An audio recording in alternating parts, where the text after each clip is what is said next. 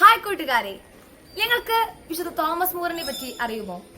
വിശുദ്ധ Thomas More 1478 ഫെബ്രുവരി 7 ലണ്ടനിൽ ജനിച്ചു. അദ്ദേഹം ഓക്സ്ഫോർഡ് സർവകലാശാലയിൽ വിദ്യാഭ്യാസം ചെയ്യുകയും നിയമപഠനം പൂർത്തിയാക്കുകയും ചെയ്തു. കൂടാതെ ഹെൻറി 8 രാജാവിന്റെ ഭരണകൂടത്തിൽ വൈസ് ചാൻസലറായി അദ്ദേഹം നിയമിതനായി. ഹെൻറി 8 രാജാവിന്റെ വിവാഹമോചനത്തെയും സഭാപരമായ തീരുമാനങ്ങളെയും എതിർത്തതിന്റെ പേരിൽ രാജദ്രോഹ കുറ്റം ചുമത്തി അദ്ദേഹം ശിരച്ഛേദം ചെയ്യപ്പെട്ടു. 1935 കത്തോലിക്ക സഭ അദ്ദേഹത്തെ വിശുദ്ധനായി പ്രഖ്യാപിച്ചു. എല്ലാ വർഷവും ജൂൺ 22 നാം അദ്ദേഹത്തിന്റെ തിരുനാളായി ആചരിക്കുന്നു.